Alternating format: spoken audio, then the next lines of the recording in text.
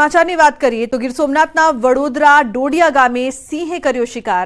મોડી રાત્રે ગામના ચોકમાં સિંહે આટાફેરા મારીને પશુનો શિકાર કર્યો। દ્રશ્યો સીસીટીવી કેમેરામાં કેદ થયા છે। ગત મોડી રાત્રે ગામમાં સિંહ આવતા ચડતા લોકોમાં ભયનો માહોલ। સિંહે વાછરડીનું મારણ કર્યું હોવાના દ્રશ્યો પણ સીસીટીવીમાં કેદ થઈ ગયા છે। તો દ્રશ્યોમાં જોઈ શકાય છે કઈ રીતે સિંહ આવે છે અને શિકાર કરે છે। આ સમગ્ર ઘટના સામે આવી છે। મોડી રાત્રે સિંહ આવ્યો હતો, લટાર મારતા મારતા શિકાર કર્યું હતું। શિકારના દ્રશ્યો સીસીટીવીમાં કેદ થયા છે। તો બીજી તરફ ગ્રામજનોમાં ભયનો માહોલ જોવા મળી રહ્યો છે। અવારનવાર આ વિસ્તારમાં સિંહ આંટાફેરા કરે છે। કોડીનારના ઘાંટવડ ગામમાં રહેણાંક વિસ્તારમાં મકાનમાં દીપડો ઘૂસતા અફરાતફરી જોવા મળી। જંગલ વિસ્તારમાં આદમભાઈ ઇબ્રાહીમભાઈ સલેતનના મકાનના રાત્રે દીપડો ઘૂસ્યો હતો। આ અંગે મકાન માલિક આદમભાઈએ વન વિભાગને જાણ કરી હતી।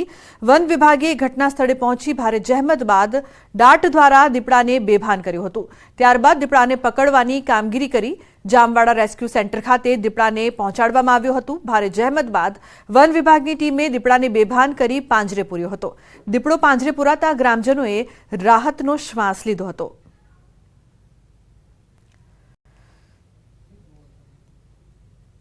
સમાચારમાં આગળ વાત ગીર સોમનાથની ગીર ગઢડાના હરમડિયા ગામમાં ધોળા દિવસે ખૂની ખેલ ખેલાયો। ગામની બજારમાં બે સગ્ગા ભાઈઓ પર યુવકે કર્યો જીવલેણ હુમલો। એકનું ઘટના સ્થળે મોત નીપજ્યું। એક યુવક ગંભીર હાલતમાં છે। ઇજાગ્રસ્તને વધુ સારવાર માટે ઉનાથી જૂનાગઢ રિફર કરાયો। હત્યાને અંજામ આપી હત્યારો ફરાર થયો। પોલીસે સ્થળ પર પહોંચીને તપાસ હાથ ધરી છે।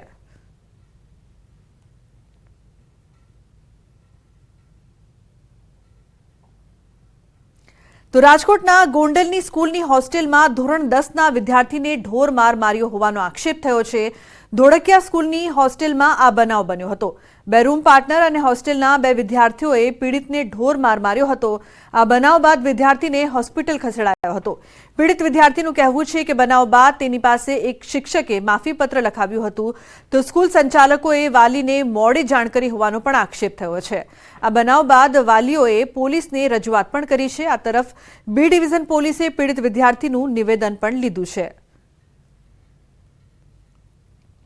તો ઉખેરી મારા જાતિ પ્રત્યે જાતિવાદ ઉપાડી અને બોલ્યા કે એવું બધું કહી અને મને મારવામાં આવ્યો। અને મેં તેને એક ભૂલથી ગાર દેવાઈ ગઈ, તે માટે મને પટ્ટા અને પાટા ટીકાના મારવામાં આવ્યા। અને સવારે જ્યારે હું તૈયાર થઈને સ્કૂલે ગયો ત્યારે મેં મારા ક્લાસ ટીચરને જાણ કરી। ક્લાસ ટીચર અમારા કેમ્પસ ડાયરેક્ટર પાસે લઈ ગયા। એક શ્રુતિ મેડમે મને માફીપત્ર લખાવવામાં આવ્યું અને માફીપત્ર લખાવતા સમયે શ્રુતિ મેડમ એમ કહેતા હતા કે એક હાથે કદી તાળી વાગતી નથી, તારો પણ કંઈક વાંક હશે, એટલે આ બધું થયું છે। એવી રીતે કહી મને પાણીસરના રૂમમાં લઈ જઈ અને સુવડાવી દેવામાં આવ્યું। પછી મેં જોયા પછી ખબર પડી કે આ લોકોને પટાના માર માર્યા છે, બટકા ભીરા છે અને એવું બધું કર્યું છે। એટલે માનસિક ત્રાસના હિસાબે બહુ એ લોકોએ માર માર્યો હતો અને 2 થી 2.5 કલાકમાં સુધી મને ત્યાં બેહાડી રાખ્યો હતો સાહેબ। તે પછી મને છોકરાને મારા ભેરો કર્યો હતો। પછી મેં છોકરાને પૂછ્યું, કીધું શું થયું બેટા? તો કે મને આ જાતિવાદીના હિસાબે મને માર માર્યો છે અને માને મારવા હાટું બીજા રૂમમાં લઈ ગયા હતા। મારા રૂમમાં મને માર્યો નથી, બીજા રૂમમાં મને માર્યો। અને કાલે રાતે 1:30 વાગે બનાવવા બીનો, બરોબર? કાલે રાતે 1:30 વાગે બનાવ બીનો અને આ દિવસના 4 વાગે મને સાહેબ 4:30 મને ફોન કર્યો। ગૂગલ પરથી નંબર લઈને ઓનલાઈન ટિકિટ બુકિંગ અને કેન્સલેશન કરતા લોકો માટે ચેતવણીરૂપ કિસ્સો સામે આવ્યો છે। આવા જ ગુનામાં સાયબર ફ્રોડ માટે કુખ્યાત જામતારા ગેંગના આરોપીઓ ઝડપાયા છે। રેલવે ટિકિટ બુકિંગ કેન્સલ કરવાના બહાને 1.90 લાખથી વધુની છેતરપિંડી કરનાર ઝારખંડના જામતારાના 3 આરોપીઓની વલસાડ સાયબર ક્રાઇમ બ્રાન્ચે ધરપકડ કરી છે। ફરિયાદીએ રેલવેની ટિકિટ કેન્સલ કરાવવા રેલવે કસ્ટમર કેરનો નંબર સર્ચ કરી ફોન કર્યો હતો, જેમાં સામેથી અજાણ્યા લોકોએ ફોન રિસીવ કરીને યાત્રીને વિશ્વાસમાં લઈ વોટ્સએપ લિંક મોકલી। બાદમાં તેના આઈડી પાસવર્ડ મેળવીને નેટ બેન્કિંગથી ફરિયાદી ખાતામાંથી 3.20 લાખની 2 લોન ક્રેડિટ કરાવી અને 1.95 લાખ અન્ય ખાતામાં ટ્રાન્સફર પણ કરાવી લીધા। ફરિયાદના આધારે પોલીસે તપાસ કરતા આરોપીઓ જામતારા જિલ્લા જેલમાં કસ્ટડીમાં હોવાનું સામે આવ્યું, જેને ટ્રાન્સફર વોરંટથી ધરપકડ કરીને વલસાડમાં લાવવામાં આવ્યા। આરોપીની પૂછપરછમાં અન્ય ગુનાઓના ભેદ પણ ઉકેલાઈ શકે છે।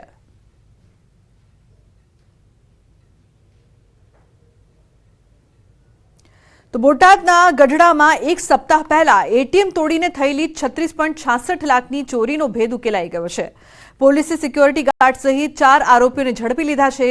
19 જાન્યુઆરીએ પોલીસ સ્ટેશન સામેની શેરીમાં આવેલા એસબીના એટીએમમાંથી 36.66 લાખની ચોરી થઈ હતી, જેની તપાસ દરમિયાન પોલીસને સિક્યોરિટી ગાર્ડ પર શંકા જતા ઉલટ તપાસ કરી, જેમાં ગાર્ડ ભાંગી પડ્યો અને ગુનાની કબૂલાત કરી લીધી.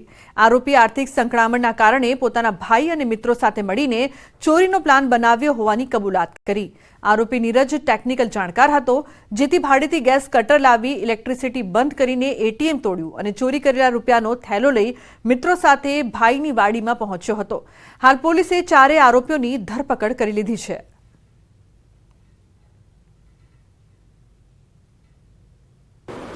હ્યુમન સોર્સિસ અને ટેકનિકલ સોર્સિસના આધારે છેલ્લા 4 દિવસથી તપાસમાં લાગેલા હતા અને આજરોજ આ ગુનાની તપાસના કામે એ જ એટીએમ ગાર્ડ ઉપર એક નીરજ ઉર્ફે ભાણો અર્જણભાઈ ચાવડા, જે સિક્યુરિટી ગાર્ડ તરીકે નોકરી કરે છે, એને આ ગુનાને અંજામ આપેલો છે. તો ધોરાજી એમએલએ મહેન્દ્ર પાડલિયાનો વિડીયો વાયરલ થયો છે. હળવી શૈલીમાં મહેન્દ્ર પાડલિયા બોલ્યા, કહ્યું 5 લાખની લીડ મારી કેમ કરવી? 5 લાખની લીડનું અત્યારથી મને ટેન્શન આવી ગયું. ધોરાજી ઉપલેટામાંથી લીડ ન થાય, મારાથી જયેશ રાદડિયા અને જયરાજસિંહને કહેવું પડશે. 1.25 લાખની લીડમાં મદદ કરજો. જયેશભાઈ અને જયરાજસિંહ મદદ કરે તો લીડમાં વાંધો ન આવે. ગોંડલ ભાજપ કાર્યાલય ઉદ્ઘાટન પ્રસંગનો આ વિડીયો વાયરલ થઈ રહ્યો છે. થોડુંક અઘરું છે ધોરાજી ઉપલેટામાં. મને ટેન્શન ક્યારથી કરી ગયું છે તમને કહું કે 5 લાખની લીડની પાટલી સાહેબે ટાર્ગેટ આપ્યું. મેં તો 5 લાખમાં અમે તો મારવું ક્યાં? એટલે હું છે ને જયેશભાઈને ને ગોંડલ જયરાજસિંહ બાપુને કહેવાનો છું કે તમે 1.25 લાખનું પોત નાખો પૂરું, મારે કઈ બહુ વાંધો ન આવે. બરાબર છે? કોઈ છતાં અમે વિચાર કર્યો છે, અમે સ્થાનિક કાર્યકર્તા જે 5 મંડળ છે, 5 મંડળના ટીમમાં અમારા પ્રભારી અહીં બેઠા છે, બધાએ નક્કી કર્યું કે આપણે 3 ગણા કરવા છે. એટલે પાર કરીને છત્રીનો વાત હતી, તો પછી એમાં રમેશ બાપા કે છત્રી નહીં હાલે, 51,000. એટલે હવે ટેન્શનમાં છું. અમારા વિસ્તારના કાર્યકર્તા અહીં આવ્યા છે. આપણે એક જ કામ કરવું જોઈએ સાહેબ, મારું એવું સૂચન છે નમ્ર, કે આપણે કાંઈ કરવાનું નથી. સાહેબ જે વાતાવરણ આખા સમગ્ર દેશમાં ઊભું કર્યું છે, આપણે બુથની મતદાનની વ્યવસ્થા જ ગોઠવવાની છે. તો લોકસભા ચૂંટણી પહેલા કોંગ્રેસ પણ એક્શન મોડમાં આવી ગઈ છે. અમદાવાદમાં કોંગ્રેસ કાર્યાલય પર પ્રદેશ ઇલેક્શન કમિટીની બેઠક મળી.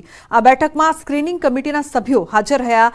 ગુજરાત સ્ક્રીનિંગ કમિટી ચેરમેન રજની પાટીલની અધ્યક્ષતામાં આ બેઠક થઈ. સ્ક્રીનિંગ કમિટી રચના થયા બાદ પહેલીવાર આ બેઠક મળી છે. પ્રદેશ અધ્યક્ષ શક્તિસિંહ ગોહિલ, વિપક્ષ નેતા અમિત ચાવડા પણ ઉપસ્થિત રહ્યા. તો અર્જુન મોઢવાડિયા, ગ્યાસુદ્દીન શેખ, લાલજી દેસાઈ સહિતના નેતાઓ પણ આ બેઠકમાં હાજર રહ્યા હતા. Gujarat screening committee chairman Rajnibhai પાટીલનું નિવેદન, લોકસભા માટે ઉમેદવાર પસંદગી અંગે ચર્ચા કરીશું. કેવા ઉમેદવાર પસંદ કરવા તે બધા સાથે બેસીને નક્કી કરીશું. ગુજરાતમાં વધારેમાં વધારે તાકાતથી લડીશું ચૂંટણી. આપ સાથે ગઠબંધન અંગે બેઠકમાં ચર્ચા પણ કરીશું. તો લોકસભાની એક પણ બેઠક ન હોવા છતાં રાજનીતિમાં ઉથલપાથલની શક્યતા.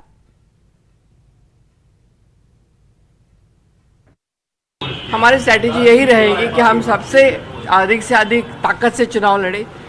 मुझे मालूम है कि आप बोलेंगे आपका तो यहाँ पे एक भी सीट नहीं है, लेकिन राजनीति में उथल पुथल होती रहती है and I think we will bounce back.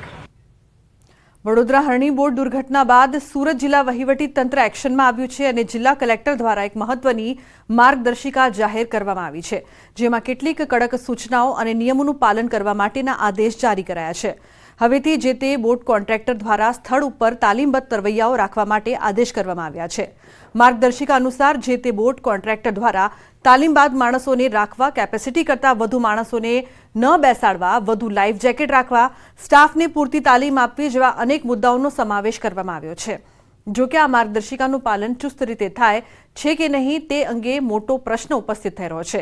એટલું જ નહીં, પરંતુ નિયમો અને આદેશોનું પાલન ન કરનારા લોકો વિરુદ્ધ કડક કાર્યવાહીની ચીમકી પણ ઉચ્ચારવામાં આવી છે.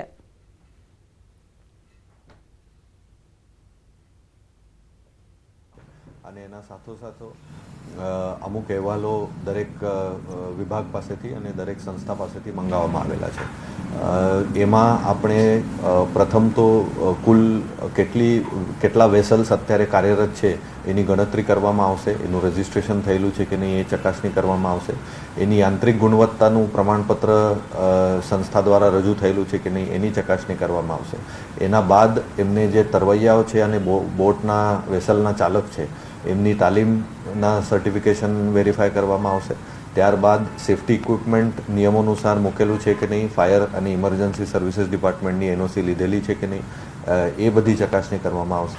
વડોદરા હરણી ખાતે બનેલી બોટ અકસ્માતની ઘટના બાદ સુરત કલેક્ટર સફાળા જાગ્યા છે અને બોટને લઈને નિયમો નવા બનાવવામાં આવ્યા છે. ખાસ કરીને કલેક્ટર દ્વારા બોટિંગ માટેની માર્ગદર્શિકા જાહેર કરવામાં આવી છે. બોટિંગ કોન્ટ્રાક્ટ ધરાવતા વ્યક્તિઓએ તાલીમબંધ કર્મચારીઓ રાખવા માટેના આદેશ કર્યા છે. સાથે સાથે જે બોટ છે તેમાં જેટલા મુસાફરોની કેપેસિટી હોય તેના કરતાં વધુ મુસાફરો ન બેસાડવાની સૂચના આપવામાં આવી છે. અને સૌથી મહત્ત્વની વાત કરવામાં આવે તો જે બોટમાં બેસે છે તે લોકોને સેફ્ટી જેકેટ એટલે કે જેટલા વ્યક્તિ છે તેના કરતાં વધુ સેફ્ટી જેકેટ રાખવા માટેની સૂચના આપવામાં આવી છે. બોટ સંચાલક સાથે સંકળાયેલા કર્મચારીઓને જરૂરી તાલીમ આપવા માટેની માર્ગદર્શિકા જાહેર કરી છે. નિયમ અને નીતિ નિયમોનું પાલન કરવા માટેની સૂચના આપવામાં આવી છે. એટલે કે બરોડા ખાતે બનેલી ઘટના સુરતમાં ના બને તેને લઈને માર્ગદર્શિકા જાહેર તો કરવામાં આવી છે, પણ જોવાનું એ રહ્યું કે ઘટના બાદ આ માર્ગદર્શિકા અથવા તો નિયમોનું કેટલું અને ક્યારે પાલન થશે. કેમેરામેન ભરત બ્રહ્મભટ્ટ સાથે કીર્તેશ પટેલ,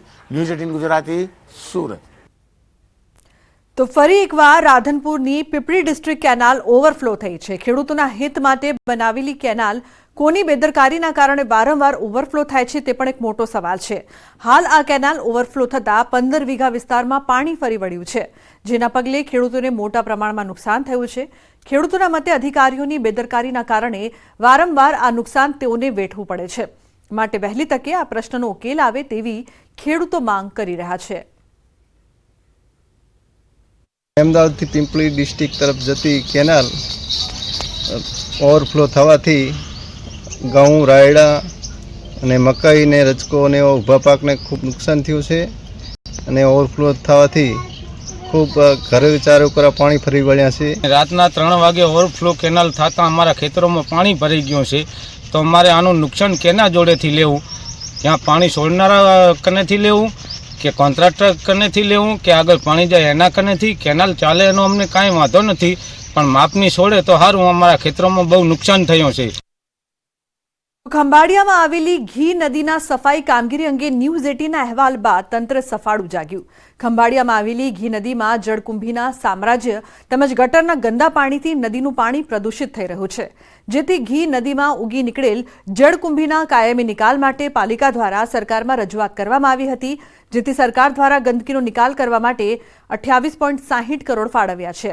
વર્ષો જૂની સમસ્યાનું નિરાકરણ આવતા સ્થાનિકોમાં ખુશીની લહેર જોવા મળી રહી છે.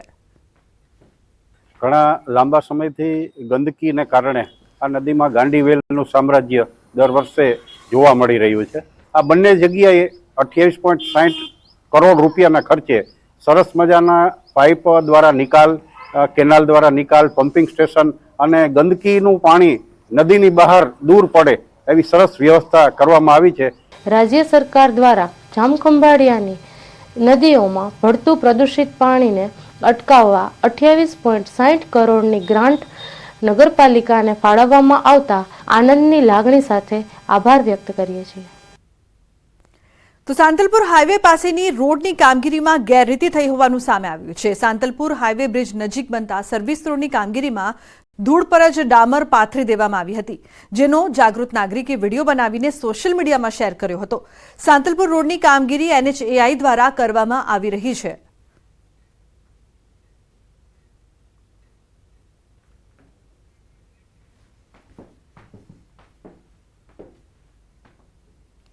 સમાચારનો પ્રવાહ યથાવત રહેશે. હાલ રોકાઈશું એક બ્રેક માટે. આપ જોતા રહો ન્યૂઝ 18 ગુજરાતી.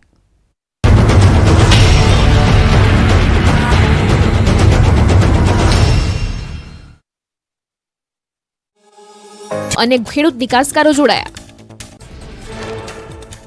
બીજા દેશોમાં પાકને લઈને કેવી ડિમાન્ડ છે તે અંગે ચર્ચા કરી. પ્રાકૃતિક ખેતીને લઈને વિશેષ ચર્ચા કરાઈ. આગામી દિવસોમાં ખેડૂતો અને એક્સપોર્ટરો વચ્ચે MOU પણ કરાશે. અમદાવાદના કણભા એએસઆઈને ગાર્ડ ઓફ ઓનર આપીને અંતિમ વિદાય અપાઈ. બુટલેગરના હુમલામાં થયું હતું મોત. બુટલેગરે ગાડીને મારી હતી ટક્કર. અમદાવાદમાં બુટલેગરોએ ભાવડા પાટિયા પાસે પોલીસ પર કર્યો હુમલો. કણભામાં દેશી દારૂ ભરેલી ગાડીથી પોલીસની ગાડીને મારી હતી ટક્કર. ઘટનામાં કણભાના એએસઆઈનું મોત, એકને થઈ હતી ઈજા. પોલીસે બુટલેગરો સામે હત્યાની કલમ હેઠળ ગુનો નોંધ્યો. દેશી દારૂ ભરેલી ગાડી ખેડા તરફથી આવતી હોવાનું ખુલ્યું. પોલીસને ગાડીમાંથી 14,000 રૂપિયાનો દેશી દારૂ મળ્યો. પોલીસની વાનને ટક્કર મારી 2 આરોપીઓ થયા ફરાર. મહેસાણાના ખેરાલુમાં રામયાત્રામાં પથ્થરમારાના કેસમાં લેવાયા પગલાં. ખેરાલુ પીઆઈ સિદ્ધાર્થ શ્રીપાલની સાંથલે સીપીઆઈ તરીકે કરાઈ બદલી. પથ્થરમારામાં 150ના ટોળામાંથી 32ના નામજોગ ફરિયાદ દાખલ કરાઈ. રામયાત્રામાં પથ્થરમારાના પકડાયેલા 15 પૈકી 2 કાયદાના સંઘર્ષમાં આવેલા સગીર હોવાનું સામે આવ્યું. 13 આરોપીઓને કોર્ટે 26 જાન્યુઆરી સુધી રિમાન્ડ મંજૂર કર્યા. હુમલા